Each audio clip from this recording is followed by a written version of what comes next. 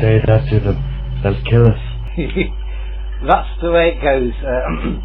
5, 4, 3, 2, 1. Hello there, welcome to Doctor Who Radio Show. Yet another Era Doctor review, and this time the 8th Doctor, who recently returned. Out of the blue, it has to be said, in Night of the Doctor, the prelude to a Doctor Chock full episode, Day of the Doctor. This is... Welcome back, Rita. Now, this is interesting. It is.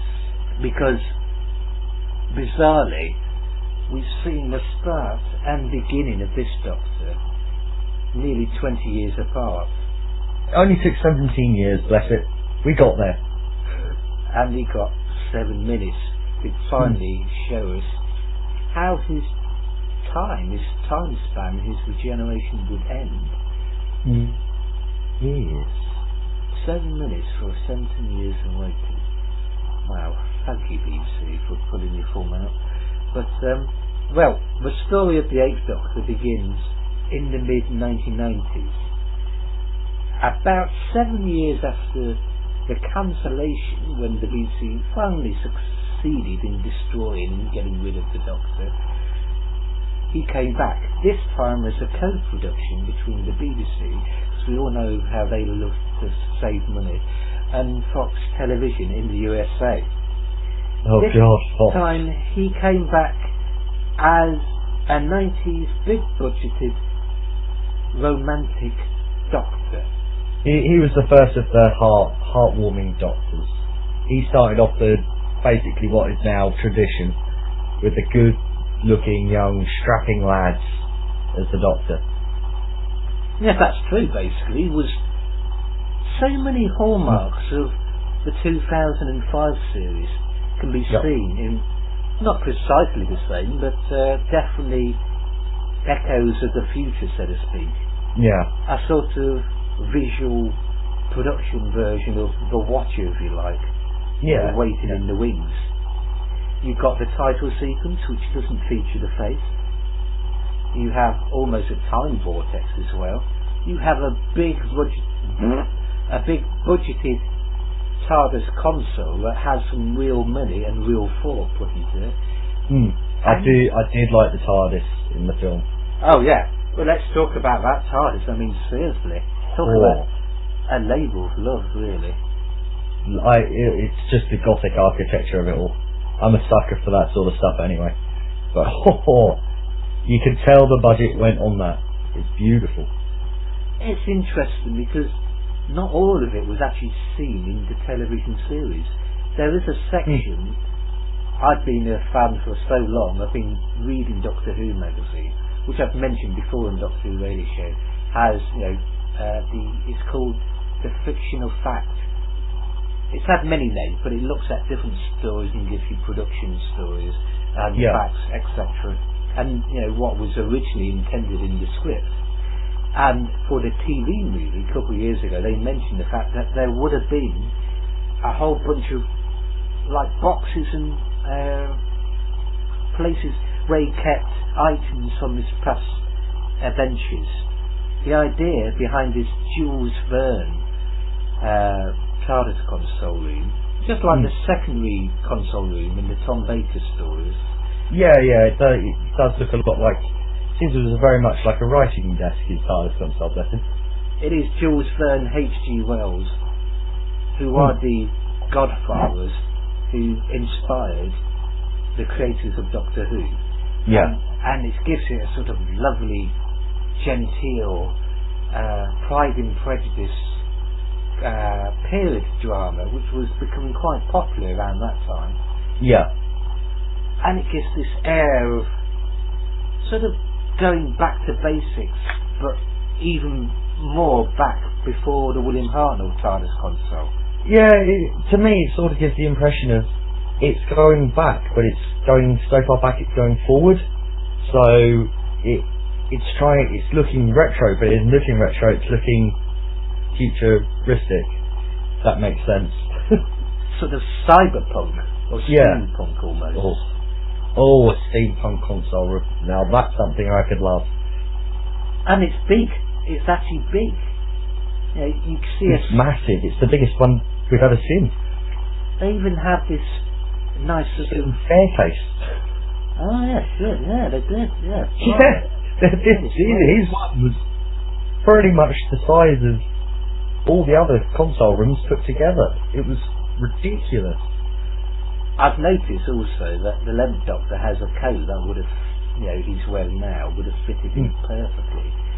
And there's even that story where he's in the Industrial Revolution period. Yeah, yeah. The one with the small sort of Mr. Hanky the Christmas Poo creature. And that sort of reminds me of that as well, and vice versa. Yeah. But, oddly enough, and unsurprisingly, there was an American sort of Kana side to it, reflected in the costume, which was actually a Bill Hitchcock cowboy, sort of like the first Doctor costume, but more American. Yeah. So you're sort of almost, it's like a reboot, just like in 1970s, really. Gotta love a reboot. Yeah, but it's done cleverly. The only snag is, they have perhaps a little bit too many references to the past, mentioning the 12 regeneration limits and that sort of thing. Yeah, but this was really sort of the first real taste of Doctor Who that the Americans would have got. So I think they were just trying to sort of build as much of Doctor Who lore into it as possible. And I know they were hoping to do more movies or even rebooting the whole series and stuff as well. But unfortunately it did flop. Well, actually, technically speaking, it flopped in America, but that's only really because it was against Roseanne, which was a huge ratings winner at the time. Yeah. And it was literally the last episode of Roseanne ever. What were we thinking? God. But in I knew 90s kids. Yeah. Yeah. Well, yeah. I was 18 about that time, so... I was 5. 5? Yeah. Holy smokes. I know, I'm only 22. Well, 22 on Thursday. Hooray. Holy smokes. I'm a babby. Was that your first Doctor Who experience, would you say, or...? No, my first Doctor Who experience was William Hartnell and An Unearthly Child, straight from the beginning.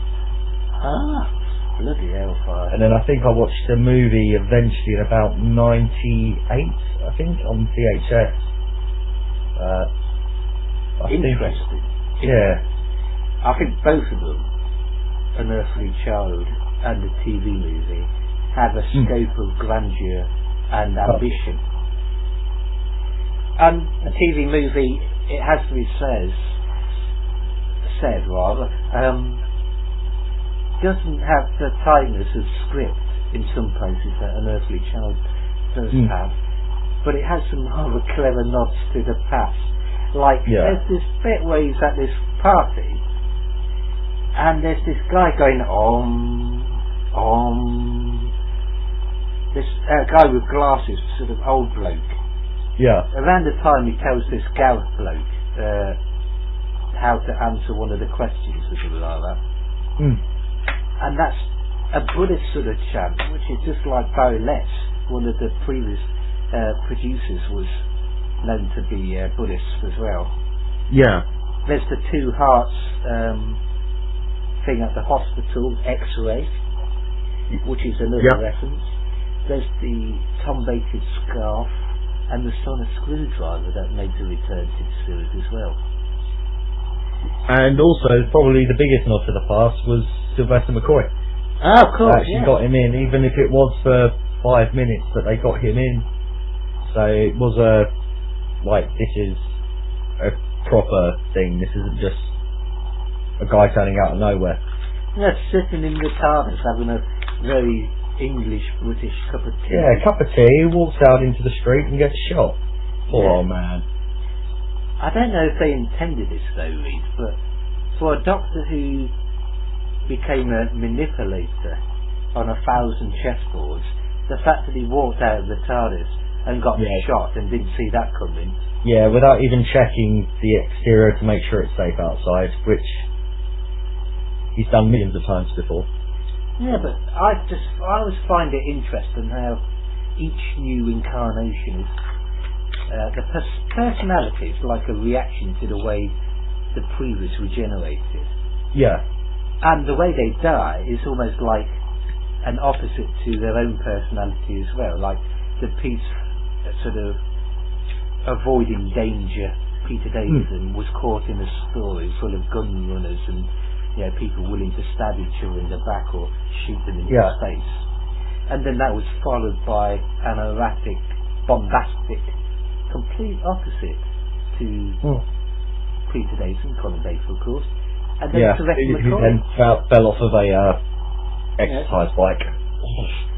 Sylvester McCoy's doctor was basically manipulated into regenerating out of the blue by the Rani. Yeah. So he decided, of course, we have a seventh doctor who's more mellow and more sort of...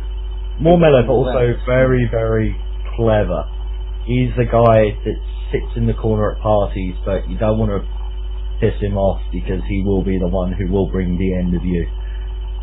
Yeah. He's a smart guy.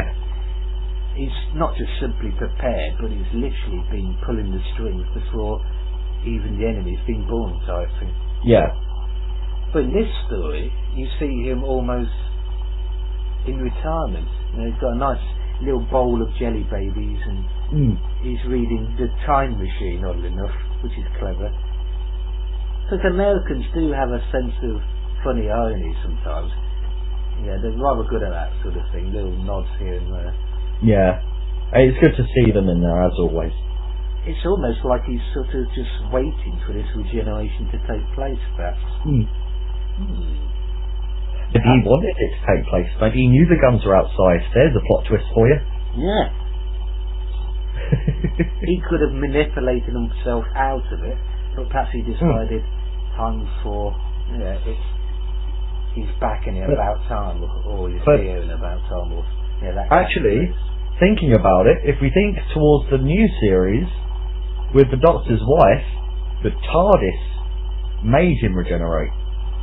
Because the TARDIS doesn't take him where he wants to go; he takes him where he needs to go.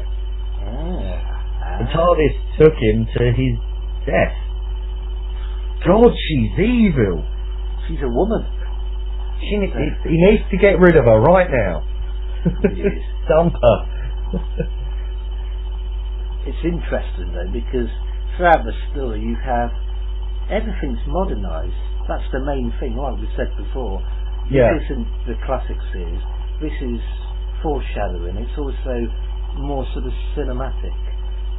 And you also have a T100 Master. Yeah. Oh dear. The little goo, which is the Master. How do you describe Reese without using any colourful swear words, colourful language as Spock said in Star Trek 4, colourful expletives, etc. How do you describe Eric Roberts' take on the Master?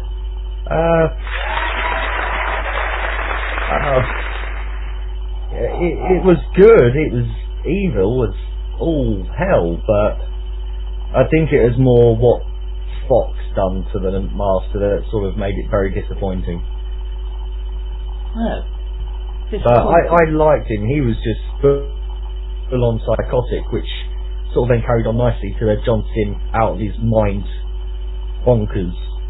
So I think from the calm and very menacing to then the TV movie, then onto the modern series, it's a very good take onto the part of insanity.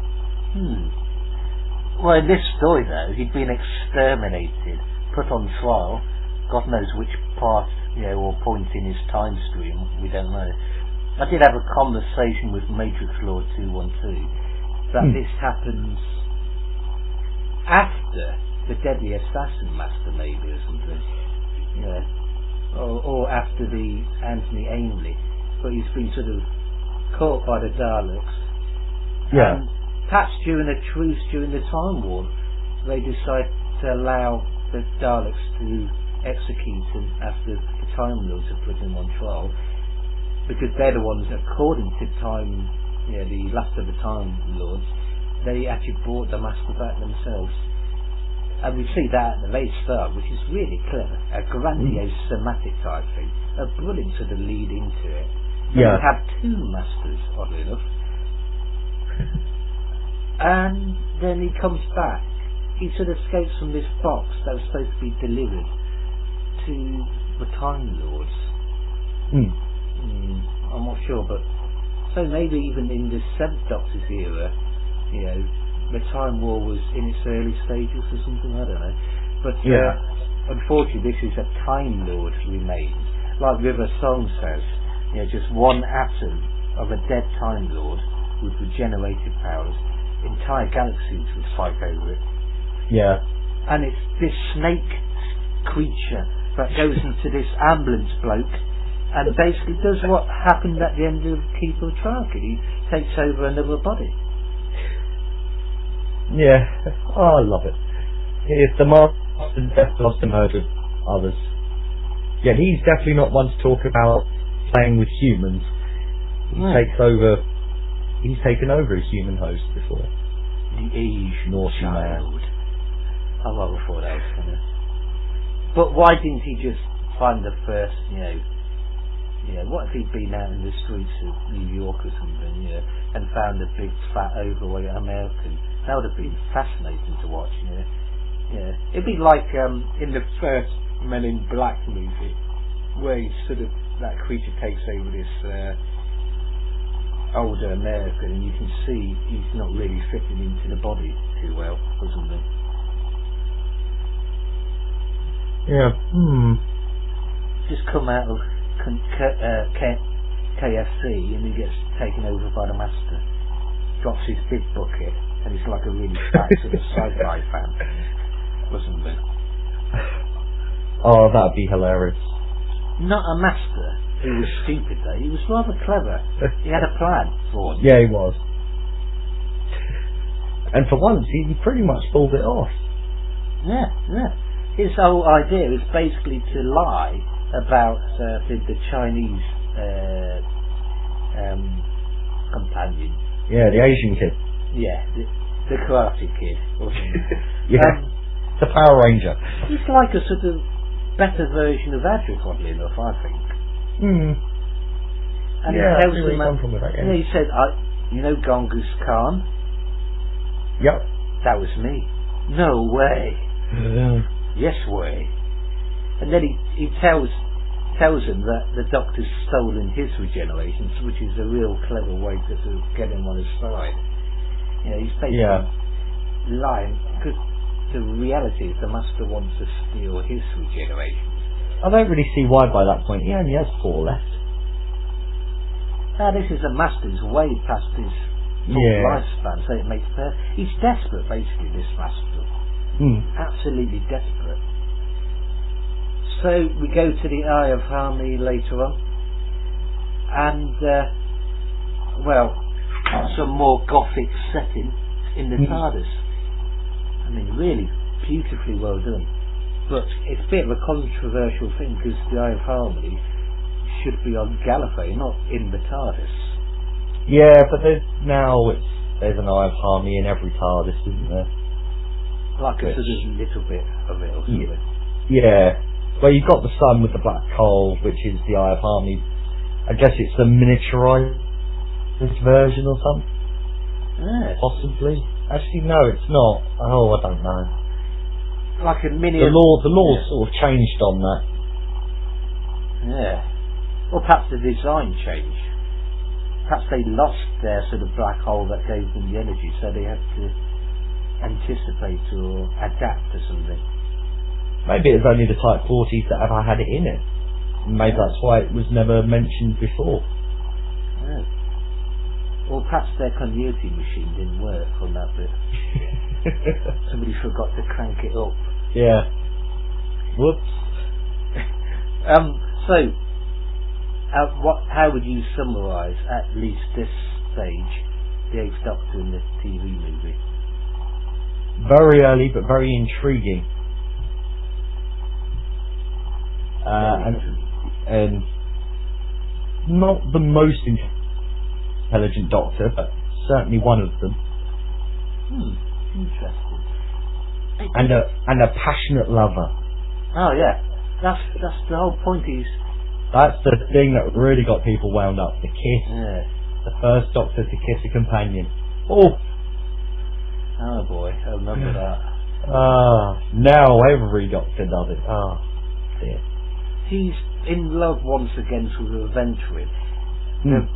The feeling of excitement and thrill, which is really down to Paul McGann's portrayal, is there. He's happy to engage adventure and go straight towards it. He's happy to welcome the companions in a way he never did before into his adventure.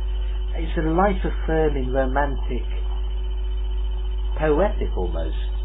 He's talking about Gallifrey, even referring to his father, lying there on the grass and Gallifrey looking up at the Gallifreyan sky.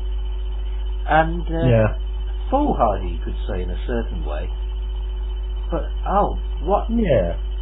everything is fresher. And with a new full series, I think that would have been shown in ways, it would have been fleshed out more, I would have thought. It definitely did need a little bit more, but for what it was, I think they can get away with it.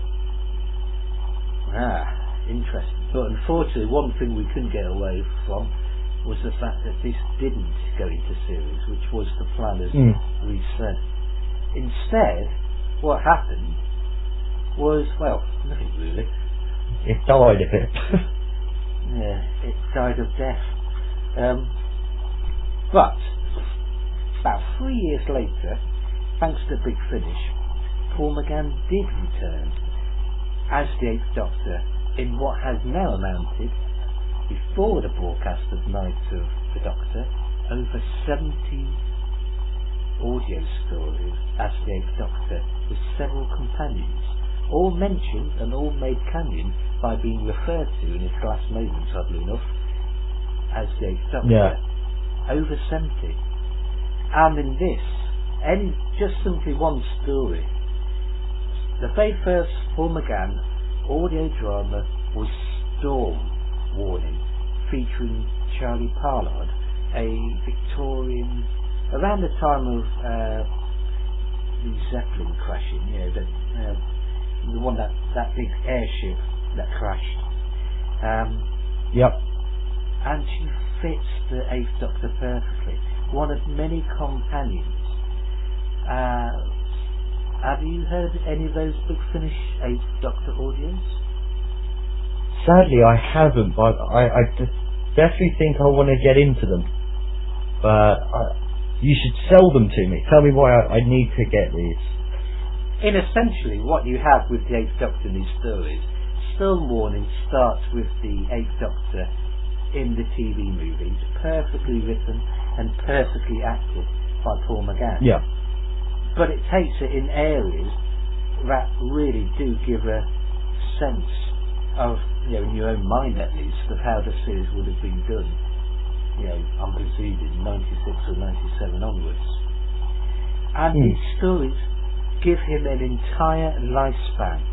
They take him from being the flamboyant romantic Doctor to literally, cleverly, the darker, sort of more cautious 8th Doctor of Night of the Doctor. So I would urge you, Reese, and anybody else really, to sort of pick out a few released a few years in between. Like 3, 4 or something, and you'll get a sense of how his Doctor would have progressed. Because he did encounter Daleks, Cybermen, Morbius, the spiders from Planet of the Spiders. And he did encounter even Romana. He was featured in a remake of Shada. This is a Doctor that did it all, basically. 70, that's more stories than, I think I'm right in saying, that even Tom Baker did. He really, bizarrely, his lifespan is in audios He has. Yeah. Yeah, that's a good question. If Stephen Moffat has written Night of the Doctor and personally included his audio companion, does that now mean that if you want to, you should accept the audio dramas of the Eighth Doctor as his actual official stories? That's the wibbly wobbly timey wimey part, because a lot of people say sort of, oh, it's canon, or no, it's not canon, but Doctor Who isn't about whether it is or isn't canon at all. It's about enjoying the story of the Doctor and his travels. It doesn't matter if it's canon or not, so long as you enjoy the story. Good. But personally, I don't see why they shouldn't be included. There are probably a few parts that might contradict what happens on the TV series, but I say, why not? Why not? 2010, interestingly enough, does have a prelude, a sort of another foreshadowing, oddly enough. The second one, thanks to the Eighth Doctor. Dark Eyes, a box set, Dark Eyes 2, soon to be released. 2010, they introduced Dark Eyes, featuring the Daleks, which to me feels like part of the Time War. And apparently, the costume and new designed sonic screwdriver wasn't officially not vetoed, but yes, you can do it type thing. That wasn't actually part of the BBC or even Big Finish itself. A new costume for the Eighth Doctor, a new haircut, showing him, Paul Mcgann as he was then, just in the same way Night of the Doctor does. So another stage of. It's not bad for a Doctor who never appeared on TV. He's actually progressed and developed, which Big Finish wanted. Yeah. They wanted the Eighth Doctor to actually change and evolve, just like all the Doctors have on television. So Dark Eyes is essentially, by anything but name, part of, like he refers to in Night of the Doctor, the Time War that he's been trying to avoid, if you want. Yeah. Well, blimey. So with the Eighth Doctor, you have a younger Doctor, a romantic, adventure-seeking Doctor, one that is wide-eyed in the same way that the Fourth Doctor was, and almost sort of mischievous in wanting people to, he's this weird way of sort of pronouncing words like the Seventh Doctor did. But do you want to do it? Oh, great. Bring me the knitting, that sort of thing. And it's like a sort of, not sarcastic. I don't know how to describe it. It's a bit difficult to describe how he pronounces his lines, but it's more sort of, it's a sort of... More like, I'm the Doctor, so what? Yeah. So He's sort of knowledgeable before the facts or something. Yeah. 4 minutes, that's loads of time. What if I get bored? Bring me TVs and books, a puzzle, knitting, anything. Go. Knitting. Bring me the knitting. Is he perhaps then a little bit like the Fifth Doctor in sort of using that as a defence mechanism against adventure and danger? I haven't thought of that, actually. A little bit, yeah. I'd say a little bit. I wouldn't say it's too much like the Fifth. It's certainly got a little bit of resemblance there. See. Cool. Well, needless to say, if you haven't heard the audios, thankfully, now, if you listen to them and buy them, Night of the Doctor will seem like a brilliant sort of coda, really, sort of ending, the final chapter, so to speak. So, unintentionally, it's all sort of come together perfectly. There is a Stephen Moffat interview, actually, where he says that it was really difficult to keep the return of the Eighth Doctor secret. Yeah. And quite understandably. He says something really, really truthful, Reese. He points out that he couldn't really see the Eighth Doctor, the one as, you know, fighting in the Time War, wouldn't have fitted his sort of character. Yeah, no, it wouldn't have. It's like, to be fair, no Doctor would fit fighting in the Time War, which is why we've got the Warrior now. I know they're calling him the War Doctor because it's what was in the credits and it's what he basically is, but you've got to remember, he isn't the Doctor. Yeah, I can't really see any Doctors wanting to take part in the Time War. Maybe Tom Baker because he was bored, but... Yeah. Sylvester McCoy's Doctor might have done, but even then I think he would have done it from the shadows, just like his persona did. John Pertwee's Colin Baker's Doctor would have been morally outraged. Yeah, you can imagine the speech the third Doctor would have had. This Time War will rip apart the shred, rip the time-space continuum apart. And then, of course, there's the history of the Time Lords with the Sixth Doctor, where that would have just, that would have meant another trial of Time Lords. That would have worked about as well as trying to bathe a cat. Yeah. So, oddly enough, Tim Wells did mention that, which I later sort of thought of and realised it could be possible, that the Eighth Doctor, might have been purposely manoeuvred into being in that situation in the first place. You have the Time Lords doing the same thing, possibly in Brain of Morbius, where he's sent there to Khan. Yeah. You have Genesis of the Daleks.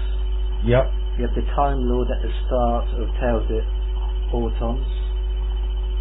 And also, of course, you have Trial of the Time Lord, where they literally interfere in what the Doctor's doing. Yep, they rip him out of space and time. My favourite series of episodes by far. Wow. So is it possible they could have done the same? Sort of pulling a few cosmic strings, knowing full well that the Eighth Doctor, he's there already on the ship. Yeah. Would be tempted by this spaceship and this young girl, lost and alone and young, to try and save her, knowing that at the same time she would reject him and put him in peril. I don't think so, because then that would also mean that if they knew that much, then they would have known the fact that he would have become something that they wouldn't be able to control and would ultimately bring about their death. So if anything with that bit, I think they would have tried to prevent that, but... They may have needed a warrior themselves, so they might have manoeuvred him in such a way that he would have crashed onto the planet, being in the hands and mercy of the Sisterhood of Khan, and then basically in a sort of bribe to survive, agreed to it. Possibly. Because really, becoming the War Doctor is actually the fault of the Eighth Doctor, not John Hurt's Doctor. He's the result of it.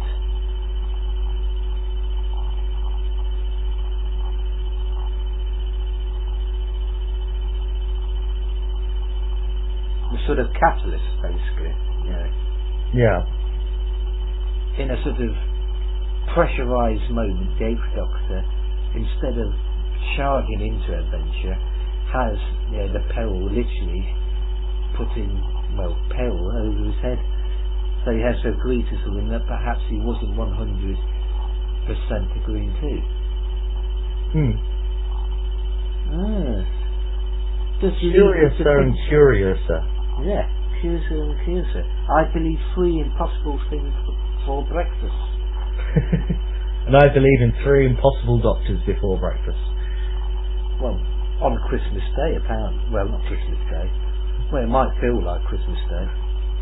Anyway, I have been That's the Way It Goes Online. Thank you for joining me, and this has been...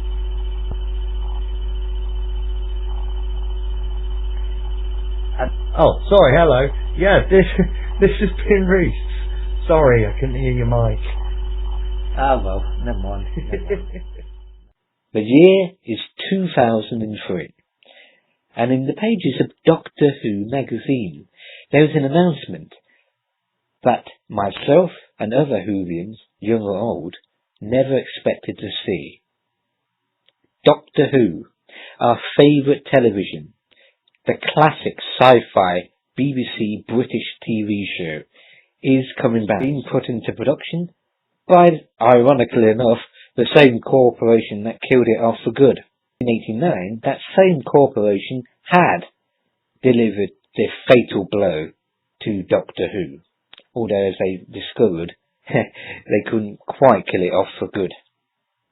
During the third season of the Seventh Doctor, Sylvester McCoy's era, it was finally quietly rested, 1 year after the 25th anniversary special season, which really was a case of the BBC reluctantly celebrating Doctor Who. The attitude to Doctor Who had changed dramatically. Gone were the days of it being loved and cherished and being a staple of the BBC's army of successful TV shows in the 70s. During the 80s it had quite simply lost its lustre. By 1988-89 the BBC treated Doctor Who like an unwanted child, something to mention but not actively engage with or talk about. An embarrassment, the only being that this show was actually gaining a bit of its former glory once again.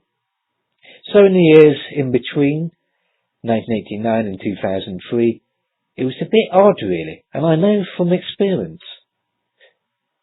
You had half-hearted attempts to bring Doctor Who back as a television series or a movie. There was the Dark Dimension plan for the 30th anniversary, mentioned in a previous Doctor Who radio show, which then became Dimensions in Time. You had the Paul Mcgann TV movie. You had the amazing Curse of Fatal Death, written by future producer and writer Stephen Moffat. You had Death Comes to Time with the 7th Doctor, Real Time with the 6th Doctor, Shada with the 8th Doctor, all online audios. And you had, of course, the Screamer Shouker with Richard E. Grant, which was at one point meant to be the 9th incarnation.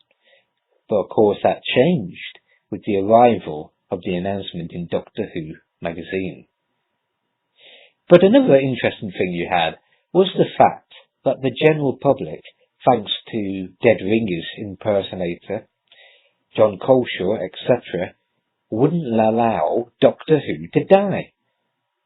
The nostalgia, the fans, the fan productions, even the new fans discovering it for the first time, some of whom would be the ones watching the new series when it arrived, wouldn't let it die. The hiatus was actually the best thing that ever happened. The series regained momentum. It gained a nostalgia and fondness and respect. And of course people regretted that it had been cancelled. Building and building and building, till one Russell T Davies got the golden opportunity he always wanted. The fan of Doctor who had power in the broadcasting industry after Queer as Folk Second Coming, was offered by the BBC to choose any project he wanted to do. And the Doctor Who fan gave them a response: I want to bring Doctor Who back. And he did. And so, after lots of hard work by Russell T Davies and many others, Christopher Eccelson appeared as the 9th, first 21st century Doctor. And what a revelation it was. His Doctor quite simply does precisely what William Hartnell did way back at the very beginning in 1963. He introduces, or in this case, for some people, reintroduces the character of the Doctor. William Hartnell created the very first incarnation, which would then be extended and embellished and improved by Patrick Troughton. Christopher Eccleston does the same thing. There are similar character traits to both of them. William Hartnell was mysterious. Christopher Eccleston was a mysterious Ninth Doctor, haunted. Time Lords were gone, but the Time War was on his mind. What was this Time War he was talking about? How had it changed him so much? As the Sixth Doctor said, "Change, my dear, and not a moment too soon." This was change. Everything was change. But if you are a fan of Doctor Who, you'll know that certain elements of the Ninth Doctor's era were actually foreshadowed in the 7th and 8th eras. The last story, Survival, actually featured the Doctor and Ace going to a council estate area. Sophie Andrews' Ace is a companion with a proper backstory, which actually plays into the stories itself. Then there's the 8th Doctor with his titles, where no face is shown, a bigger budget, and for the very first time, he has romance with a companion. All of these would finally come into play in Russell T Davies's rebirth of the same legend that he'd loved as a child. The same Doctor, but up to date. All of them. Finally, making this show something that wasn't out of date, out of steam, but completely up to date and of the moment. Inspired not only by the classic stories, but also by Buffy the Vampire Slayer, X-Files, and many other recent shows in the preceding decade, the 1990s, which oddly enough is the same decade that Doctor Who was, well, on hold, so to speak. Exterminated, it seemed, for good. The Ninth Doctor is a curious sort of potpourri in some ways, as Sir Retton McCoy described his Doctor. He has the seriousness and tetchiness of the First Doctor. He has the cold-heartedness of the Fourth Doctor. But he does have the mischievousness of Patrick Troughton's Doctor. And most importantly, of course, he had a northern accent, breaking away from the poshness that had preceded with all the other Doctors. And then there's the costume. And that's the big change here. That's a perfect example of how this was a 21st century TV show. No more frilly shirts or long coats, at least not for the next two, well, for the next one or a long regeneration. This was a stripped back Doctor, a back to basics, in the same way that William Hartnell's Victorian Doctor was normal. You could see him walk through everyday Earth in 1963. This is the same thing. This isn't a Doctor who, like the Sixth Doctor or Peter Davison's Fifth Doctor, would stand out like a sore thumb in 2003, 4, 5, etc. This is a Doctor who would be able to sit down in a pub and be virtually unnoticed. The Time War had happened. So is it really such a surprise that his Doctor's costume would be, well, normal basically, something that wouldn't attract attention? The Time War was hinted, and it's quite obvious that something devastating had happened. A cosmic Time War, a great Time War, like the First World War, where the Daleks and the Time Lords fought against each other. In the next 6 seasons, they would embellish and talk about this more and more. And of course, it would actually finally be properly shown in Day of the Doctor, featuring, oddly enough, the Ninth Doctor's predecessor, the War Doctor. But at the time, in 2005, it was mysterious just as much as the First Doctor was in that junkyard all those years ago in Totter's Lane. Nobody knew who he was. He had a TARDIS. But what was it capable of doing? What was this Time War about? What had happened in the Time War? Very cleverly, they introduced several aliens who had been affected by the Time War. The Gelf, the Daleks. They even had an alien from the forest of Cheam, who was the last of her kind, just like the Doctor. Oddly enough, there is still, strangely enough, an element of the old series. Mark Gatiss, Stephen Moffat all grew up with Doctor Who's previous golden years of the classic series, and it shows. There's some real love. The difference from the writing and the BBC's attitude even is completely different than it was in the 1980s, and it shows. It is an absolutely brilliant, I was going to say something more stronger than first season. All kudos has to go, quite simply in the same way it did in 1963 with William Hartnell, to Christopher Eccelson. He quite simply reinvents the Doctor. This is the same Doctor we've always known and loved, but it feels natural that he should be different. And with the knowledge of the Time War, it imprints this on your mind. It would have been absolutely bloody foolish to have the Doctor just be another classic series type one. That would have tanked. And another thing is there's so much more concentration on the stories, the scripts, the budgets, and most importantly, of course, outwent the half-hour episode length, which even to this day has advantages and doesn't have advantages. Also, what makes his Doctor so unique and special is, of course, that he only did one season. Apparently, Christopher Eccelson was meant to do 4, but for reasons which still haven't really been made clear, he decided to leave after 1.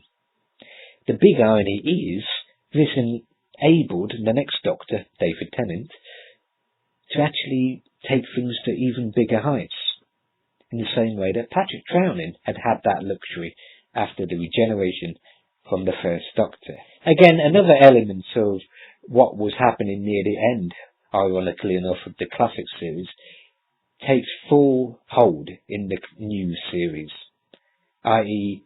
better treatment of companions. Sophie Andrews' Aids, as I mentioned, had a whole backstory that fed into Teresa McCoy's time. The fact that she had been manipulated her whole life, even encountering the Doctor, had been part of the game of Fenric. The same happens here, oddly enough. Rose Tyler is completely the successor to Ace. It's that simple. The only difference, bizarrely enough, she had more stories. Like Ace, she's from London. Like Ace, she's not willing to take any old rubbish from the Doctor. And like Ace, she even feeds into the sort of story arc. So, 87, 88, 89, 2005, you have a situation where almost things are picking up from where they left off. I mean, the similarity between Survival and Rose, and the entire Ace era and Rose Tyler in season 1 of the new series, is so similar that really they're interchangeable. It's that simple. A very interesting character. I have to say that I don't personally like Rose. I think she was interesting in this first season, but as it turned out, she became a little bit too important. She sort of kept returning, etc., but very well portrayed by Billie Piper, our modern companion. The whole emphasis is that this is supposed to be modern. You have companions and their relatives who feed into the storyline and even travel with the Doctor. So instead of the Doctor being able to just, dump companions where they were before, or leave them, or they never get mentioned apart from in flashbacks, that is completely changed. His behaviour with companions has consequences. The companion Adam is also an interesting spin on the companion. This is somebody who looks like he's going to journey with the Doctor, but he basically betrays his trust that was given to him by the Doctor. And he does get dumped, which is interesting, and also sort of sums up the fact that really most of the companions have been women. All the best ones have been female.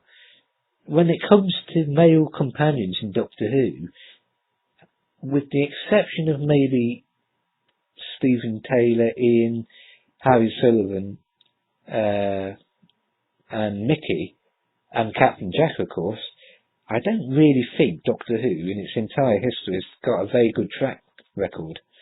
The whole idea that Doctor Who's sexist towards women is ludicrous if you think about it, because the treatment of female characters who travel with the Doctor is far better.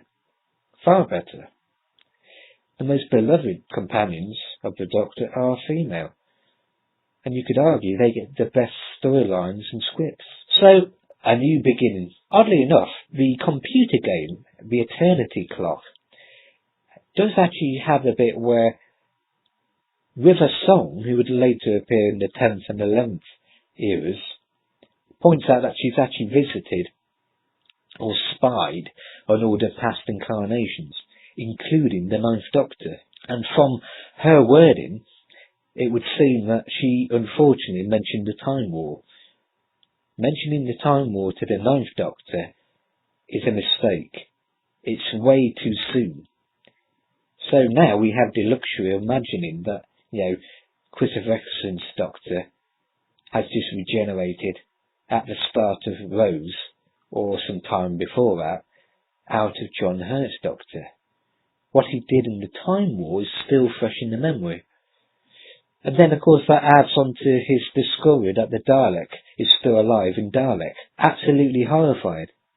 After everything he did to defeat the Daleks, killing off his own race and the Daleks at the very end, and then regenerating somehow, which maybe will be revealed in Day of the Doctor, what does he discover? He discovered that there's actually still one Dalek left. It was basically all completely worthless. It wasn't worth what he did in the Time War. And I think that's the whole point of Day of the Doctor and the John Hurt Doctor. It will completely strengthen and embellish the Ninth Doctor even more so. So even though he probably won't appear, as far as we know, we'll find out on the Day of the Doctor. See what I did there? Oddly enough, more of the Time War and John Hurt's Doctors and revelations about what he did and his own character will actually, in essence, make it seem as though the Ninth Doctor is there, really. John Hurt's Doctor leads into the creation of the Ninth Doctor, as much as, the Ninth Doctor, giving up his life, sacrificing himself for Rose Tyler, created David Tennant. And that's what happened. This is a post-war, a shell-shock Doctor, if you like. John Hurt is the War Doctor, so the Ninth Doctor really is the shell-shock Doctor. Like I said, he doesn't want to draw attention to himself. He's quite happy, just like William Hartnell's Doctor in The Tribe of Gum, to just run away, to avoid trouble. Of course, he's the Doctor, so he can't really have that luxury. So he still has the memory of the Time War fresh in his mind. When you come to the 10th Doctor, it's starting to fade. And then, of course, by the 11th Doctor, he has finally moved on. But again, as Day of the Doctor has proven, not necessarily everything has ended. Is it really a surprise? He thought he'd destroyed the Daleks forever, and then he discovered them, not once, but rediscovered them again and again. I think what I will remember about Christopher Eccleston's Doctor is that, aside from the fact that Christopher Eccleston has stood by his desire not to appear ever again as the Ninth Doctor, he quite simply played it perfectly. This is the same Doctor with certain elements of his previous selves, but perhaps a bit less adventurous. Still emotional, still kind, but also willing to tell off Rose that, the way she does things, and the human race does, isn't necessarily how everybody else in the universe does, such as, with the Gelf. And the fact that he's tricked, he feels pity for the Gelf, and they take advantage of it, does prove that perhaps his regeneration from John Hurt's Doctor has restored some of that nobility or whatever.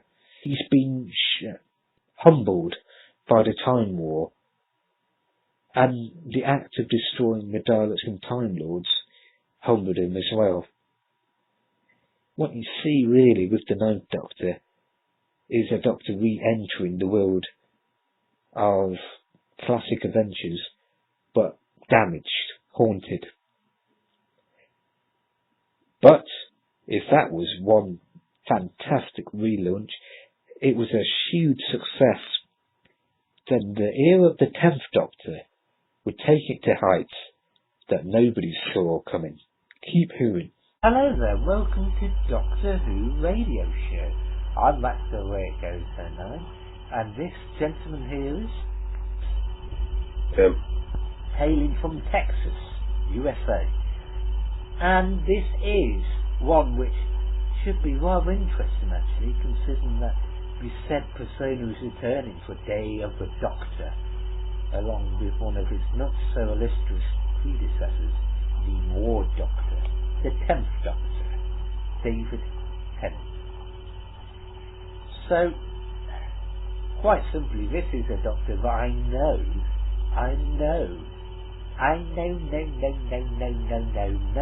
that my sister-in-law, Jade, absolutely adores. Like many fangirls, she adores the 10th Doctor and, in particular, the male appearance of David Tennant. I think I'll start by pointing out one simple thing. The 10th Doctor, who first appeared at the very end of Parting of the Ways Part 2 in 2005, was really, in essence, the new series equivalent of Patrick Troughton. You have William Hartnell, just as you had Christopher Eccleston, and then you have Troughton, Tennant, who were the ones that followed on and took the show to the heights and acting extremes that fleshed out this Doctor. So, how would you sum up the David Tennant incarnation of our favourite Time Lord, Tim? Oh, he was great, wasn't he? I mean, I have a feeling that he was kind of on the back burner that whole first year anyway, because I think they knew Eccelson was only going to do 1 year, so they pretty much had him in mind. I think he had worked for the Russell T Davies in Casanova, and but I mean, to sum up his time, well, he was great. I mean, he was an awesome Doctor, and it's kind of sad that, you know, if you're a fan of Tennant, you get labeled as a fangirl. But I mean, you know, who doesn't love David Tennant? I mean, he's an excellent actor. I've seen him in many other shows. He's always different. When I watch him in something else, he doesn't remind me of the Doctor at all. And you have I don't know. I mean, I don't know. The show was firing on all cylinders. It was doing great. You know. That's right. It's going back to the Troughton analogy. You know, the comparison between Hartnell and Eccelson Doctors is really a sort of freeing up of the show, really. You know, Troughton was just like Tennant, sort of more engaged in the stories, more action orientated, redefined and gave a template of the Doctor. Hartnell, just like Eccelson, was serious, mischievous, but, you know, sort of holding back. And like you said, it's fine on all cylinders, just like the Troughton era. It's sort of in confidence, going through the roof, total belief in itself, scripts, ideas, direction, even the vibe, you know, anything's possible. You know, this is a Doctor who's absolutely enjoying himself being the Doctor, and the actor as well. Yeah, for the first time you have an actor, for the first time since Peter Davison, you have an actor that grew up watching the show and enjoyed it so much and really wanted to be the Doctor. So he had a really good idea of what he was doing and of how the part should be played, you know, in his mind anyway. But of course, every Doctor brings their own personality to it. Apparently, evolved completely certain aspects of his appearance, like the shoes. I think you could say the style of coat in a similar way, and even the sort of mannerism, I suppose, of the Fifth Doctor. Somewhat. I think every actor brings their own personality to it somewhat. But what amazes me is I've seen him in several other dramas, you know, for the BBC. And when I'm watching him, I never think of the Doctor. You know, I mean, I forget that I'm watching somebody that played the Doctor. You know what I'm saying? He's such a good actor, I mean, in that sense. I guess you could say that about all of them, but, you know, maybe not. Whenever I bump into Peter Davison, I think, oh, hey, there you go, number 5. So, really, in essence, this is, as you pointed out, Tim, the first actor cast as the Doctor, playing the Doctor, having been inspired subconsciously or consciously by his Doctor, the Fifth Doctor. And by this point, the legend of the series was even more than in Peter Davison's time. Peter Davison has stated that his Doctors was the first, second Doctor, and Peter Davison clearly. I've been watching recently, oddly enough, the Revisited, and in the Fifth Doctor episode, Peter Davison is yet again, you know, talking head type thing, but his demeanour is way more sort of passionate than all the others. There's something, an extra vibe about it, that this isn't just him looking back on, you know, one of his predecessors, but someone that he has great affection for. And as it turned out, he would be asking his the Doctor's daughter hand in marriage as well. Yeah, it's funny. Well, it's just brilliant. Yeah. And it's right, a similarity between the 5th and 10th Doctor. I mean, even the gaps is, you know, 5. You know, there's 5 personas between the 5th and 10th. Yes. Curious.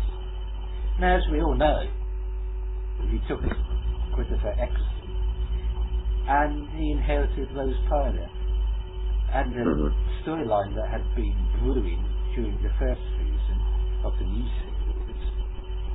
Some people disagree; they just see it as a continuation of the series full stop. Was, of course, the romance with Rose Tyler. I mean, quite original at the time. Yeah. Looking back, I don't like that aspect of it too much. I think it kind of, I don't know. They went a little far with it. Now, I mean, everybody thinks that she's the love of his life, whereas you got a guy that lives for hundreds of thousands of years or whatever. So, I mean, at the time, it didn't bother me so much. I thought it was a good thing. It was new. It was different. It was new who, you know. But, I mean, it did have repercussions for later in the series. Of course, when Martha comes along, then you've got Rebound Girl, which, you know, and I guess that was a good way to play it. But, you know, I think her character suffered a little bit for that. And it wasn't until you got Donna Noble in as a regular that we got things back on track. You know, it's just a couple of friends, you know, going on journeys together, you know, which is how it should be, I think. I don't know. I like the idea that he basically, in essence, discovered his humanity. Yeah.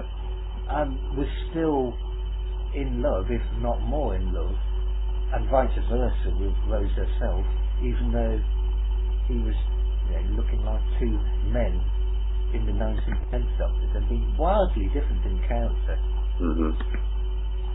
It's the ultimate true love, even when he's regenerated. Maybe it's happened with other Time Lords or Time Ladies, you know. It doesn't make any difference, because if you really love someone, even if their face looks different, you know, your heart will feel, you know, still connected, which is rather romantic if you think about it.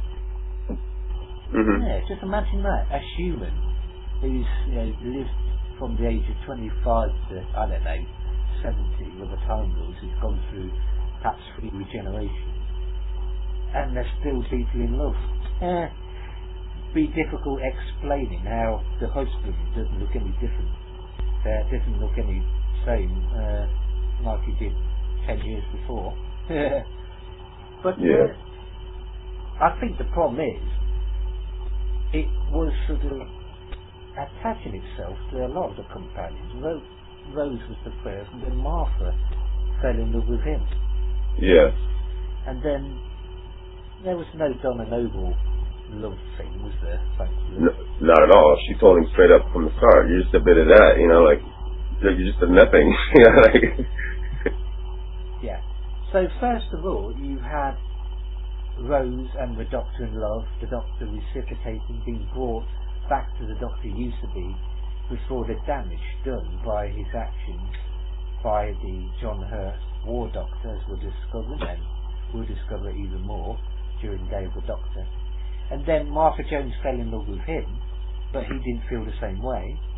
And then Donna Noble did the same thing the Doctor did towards Martha, except being totally disinterested, just like Teague and Jovanka in travelling, wanting nothing to do with him.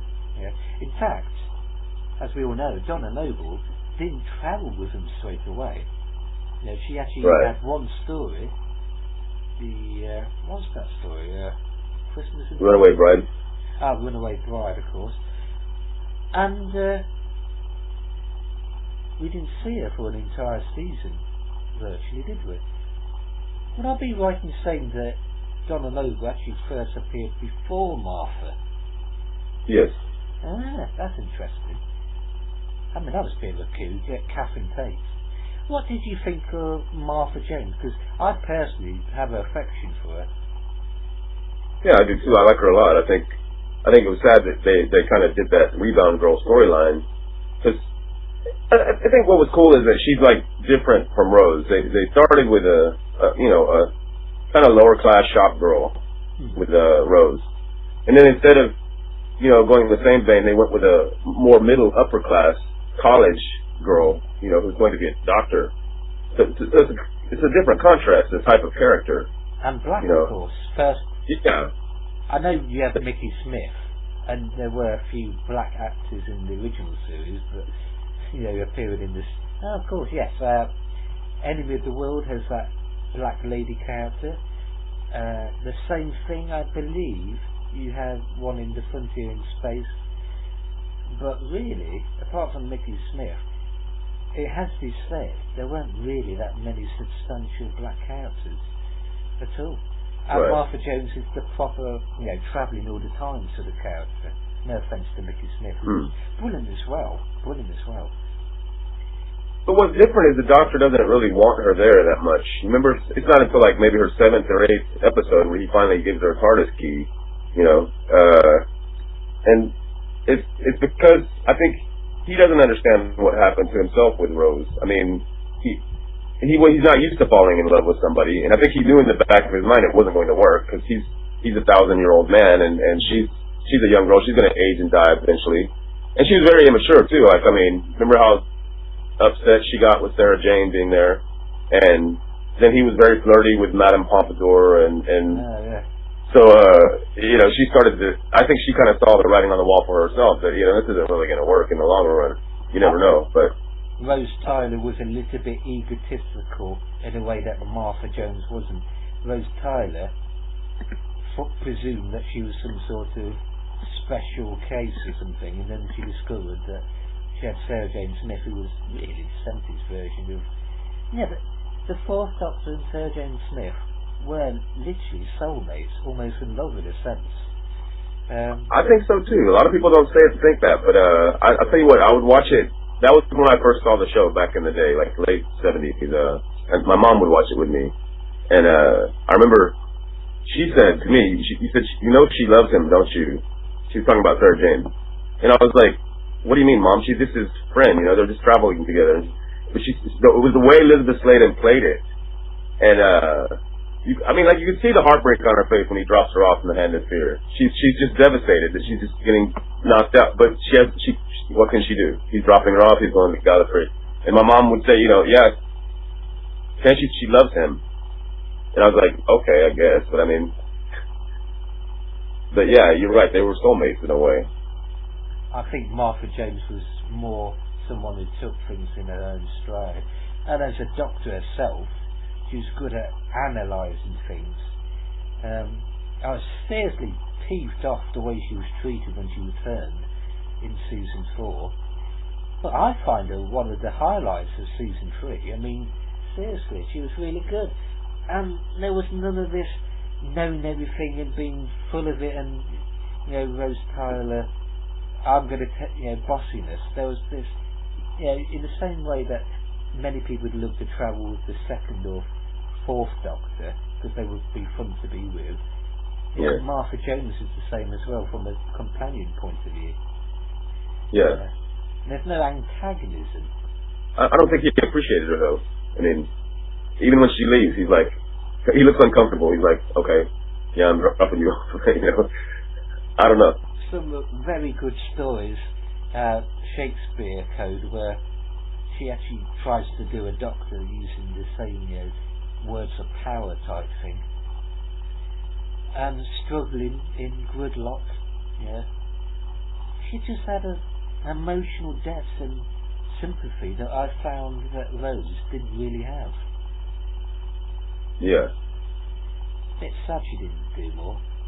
And then, of course, there's the story, Last of the Time Lords. Yeah.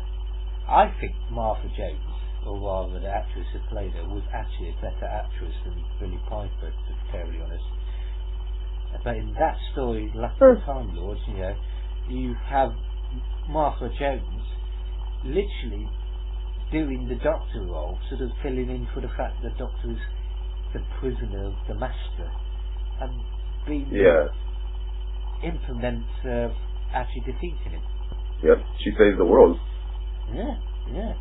For an entire year. Which you don't get to see, unfortunately. What would you say about the style of the 10th Doctor era, from start to finish?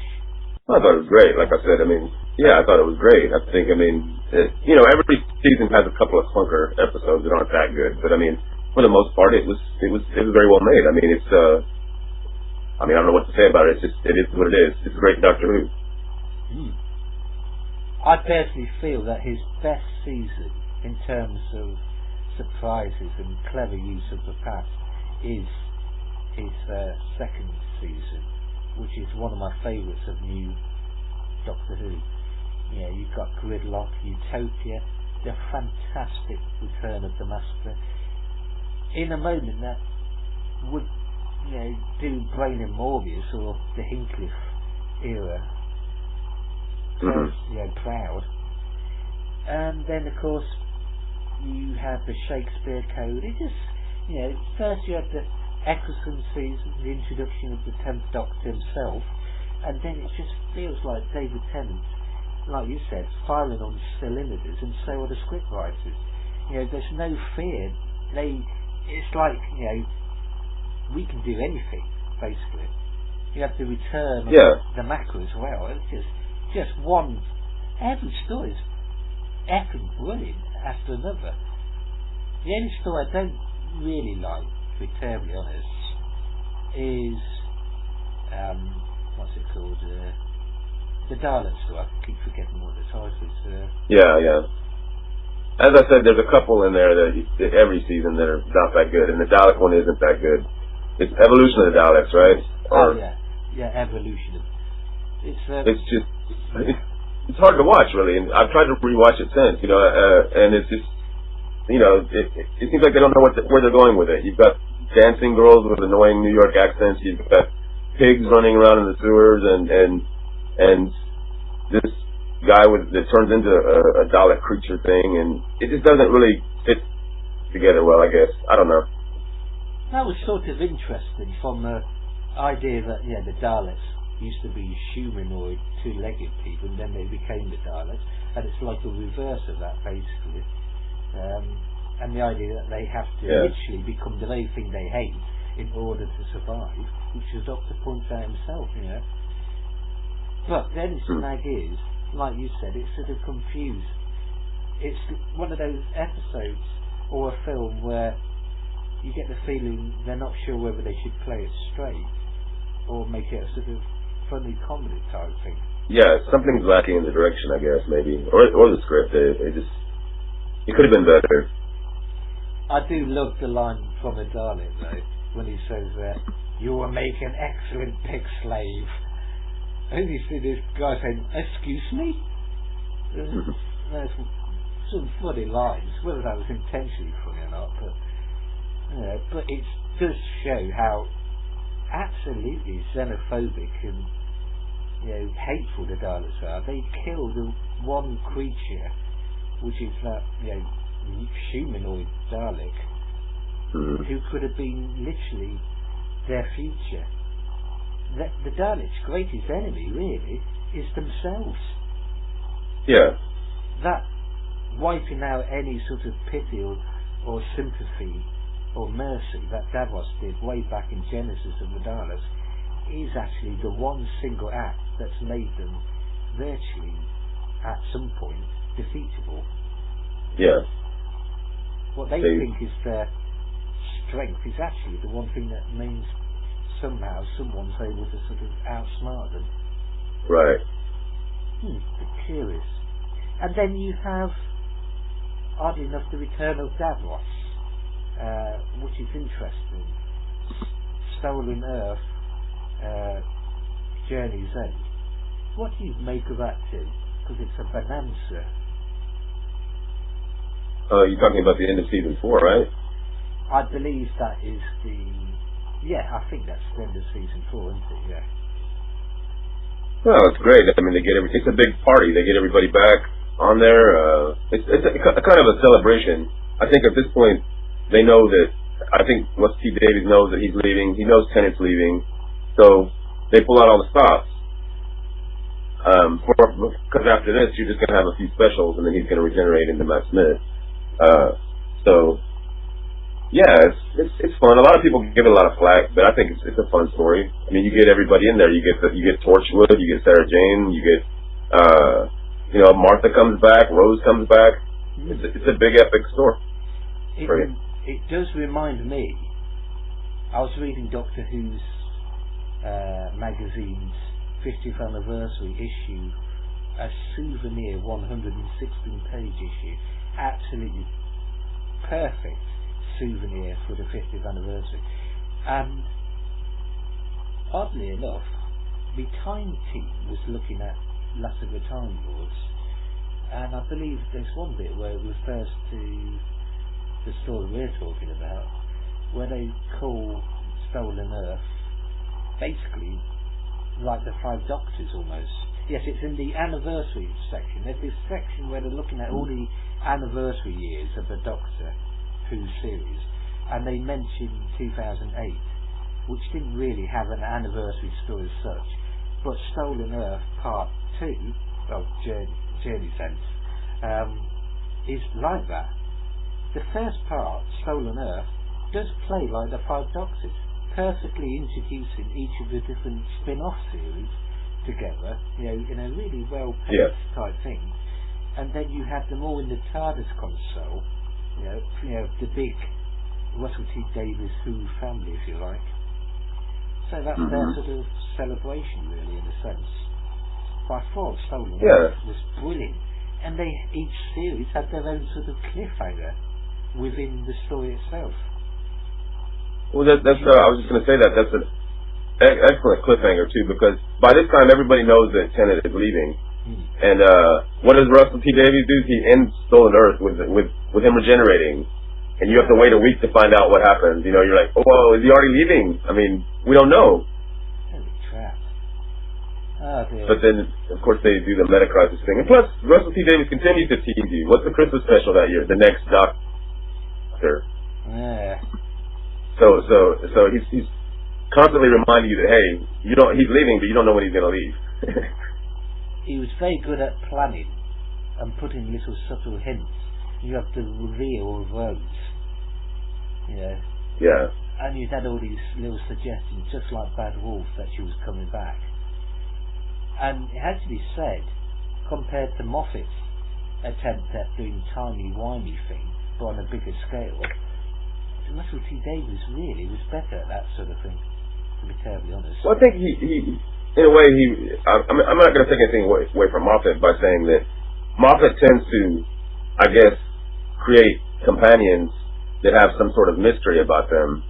So there's something there for the Doctor to solve. He's done that with Amy, he's done that with River, and he's done that with now Clara. And Russell T Davies, just like we were saying a few minutes ago, he had average everyday people companions. A shop girl, a college girl, and then a failed temp. So it was more regular people, you know. And then, of course, at the end, Donna leaves, and that's the first flicking over the dominoes which start the sort of trilogy of David Tennant's time coming to an end, starting with Planet of the Dead. Yeah. Well, had he stayed, apparently the Michelle Ryan would have stayed on as his regular companion. Oh. That's what I've heard. And I liked her. A lot of people don't like her. Also, I mean, I thought she was kind of cool. It's kind of cool to have like a bratty rich kid who, you know, steals things just because she wants to be bad or something. You know, who knows? Yeah. I guess David Tennant wasn't really sure if he was going to leave. Also, he wanted to, but you know how both him and Smith have said now too that once you're in the part, you're into it. You know, and you could stay forever unless you catch your snap and say, you know what, I really better quit while I'm ahead. You know, before they want me to leave. You know, and because Tennant had said Stephen Moffat had said had Tennant wanted to stay, he would have done a year with him first. He wasn't hell bent on changing the Doctor, you know. He had a plan for Tennant's Doctor for the fifth series of Doctor Who. It would have sort of tied into, like you see in the 11th Hour, sort of crashing into Amy Pond's garden. But the idea was that something like that would happen at the start of the season and then be revealed that he's regenerated at the end or something like that, I think. Yeah. And he did have a meeting with Moffat about that, about staying on, and there was always a possibility at one point, just like Tom Baker wanting to be sort of half and half in five Doctors, that he could have said yes, he was going to say yes or something like that. Mm-hmm. But instead we got Planet of the Dead, features a London bus being dragged into this desert world, all these sort of insects, trying to get out of that sort of place before these sort of insect type flying things are going from planets, hopping from dimension to dimension, ravishing planets and stuff. It wasn't too bad. It's fun for a holiday episode. Yeah. But by that point, of course, he was the Doctor to virtually everybody, really. Well, I think he's at this time. This is the episode where he gets the warning, also that his time is running out, and he's also very sad at this point.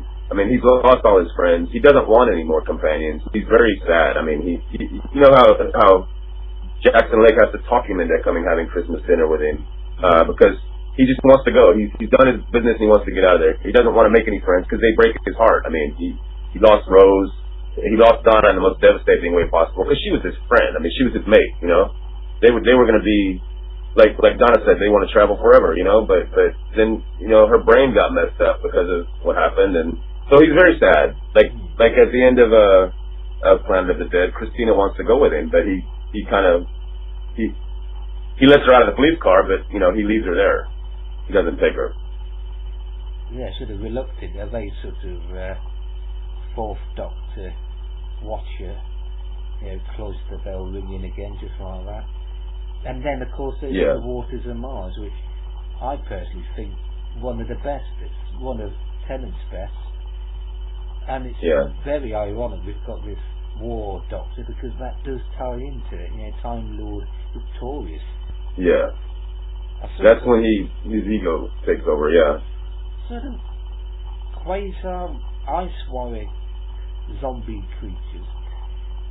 Sort of fixed moment in time. Another sort of connection to.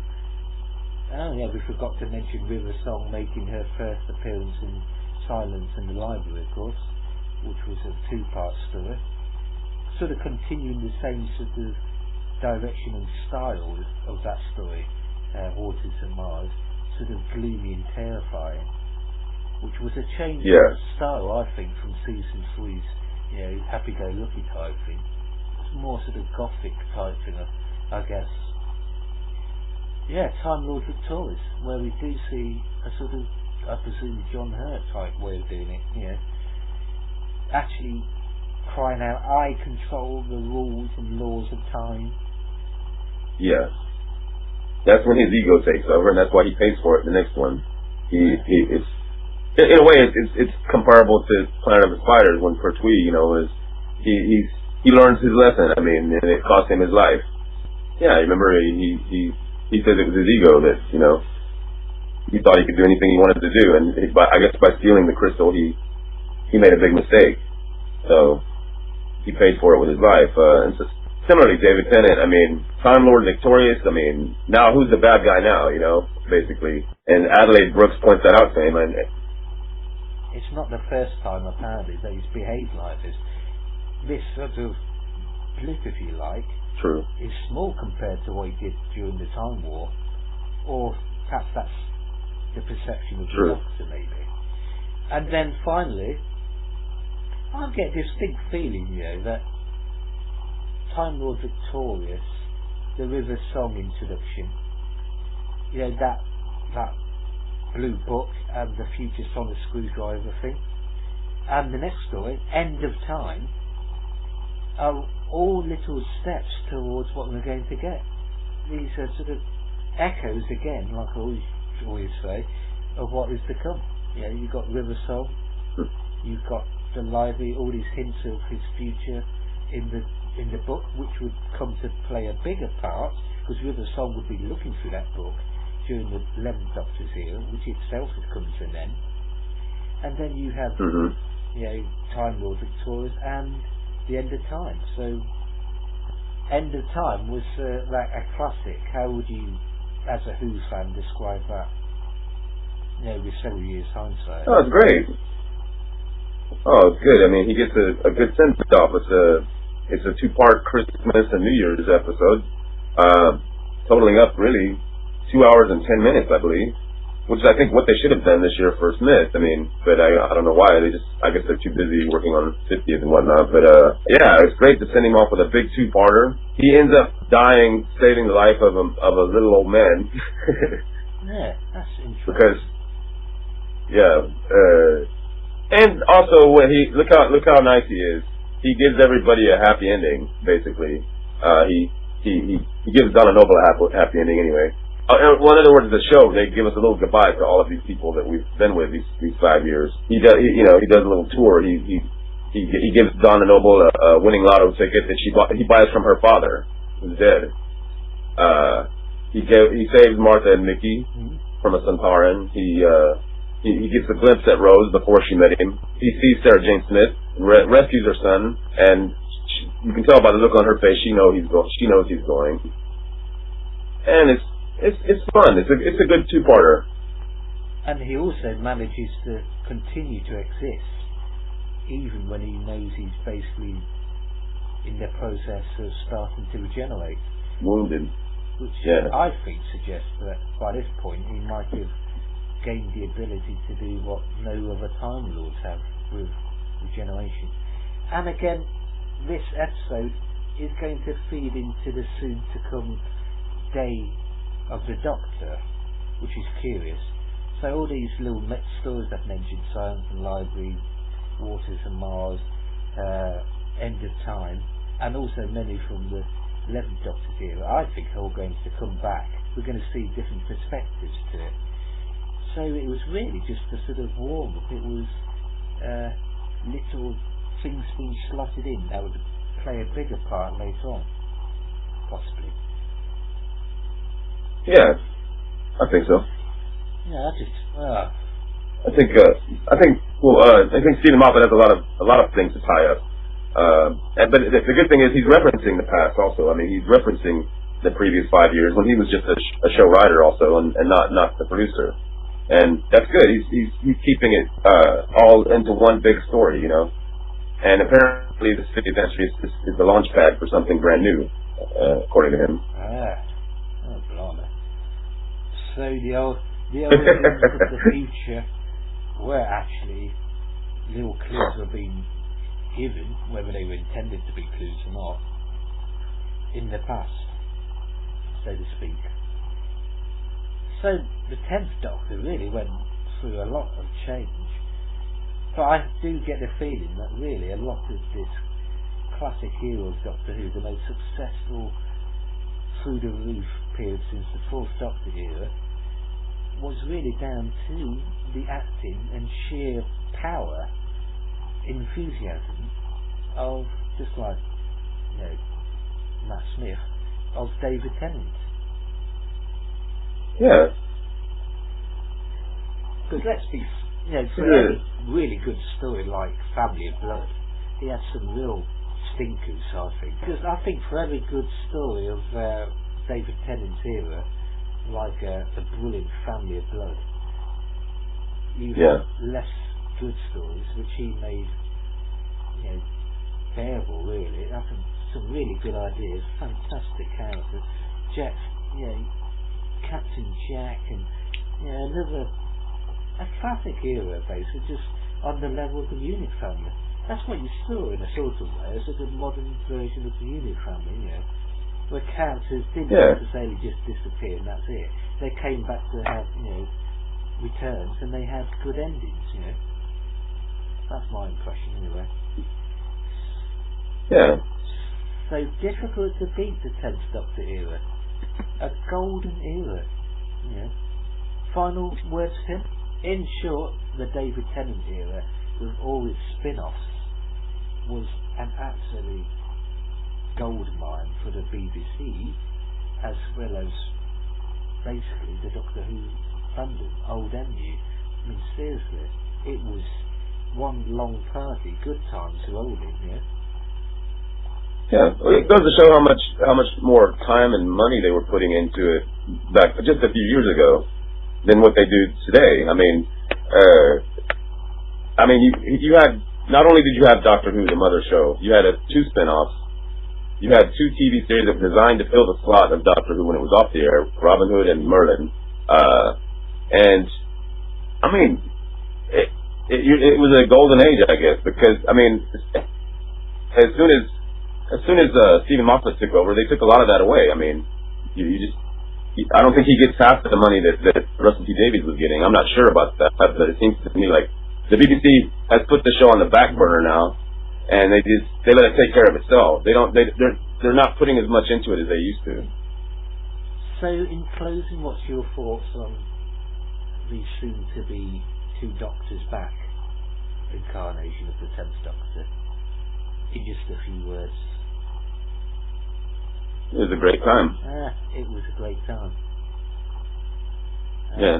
For me, it redefined Doctor Who. It stuck a middle finger to people like Michael Grade and the Beats in particular, and made them look like right idiots for all the treatment before. And I suppose you could argue, you know, it really was a great time for David Tennant. A fan of Doctor Who gets to play his hero, gets to appear in Timelord, which is a brilliant story, and a sort of prototype for David Doctor in a way, which he himself, David Tennant, will now be. He, you know, once appeared with one of his predecessors, the 5th Doctor, and now he's going to be doing the same with the present but his future self, Matt Smith. Yeah. So his dream fulfilled, and the dreams of Doctor Who fans fulfilled. And, you know, this just proves Doctor Who can survive many times. It can reinvent, influence, not just science fiction, but TV making itself, and proves to me that I am not mistaken in mine. That's the way it goes. Thank you for joining me, Chris.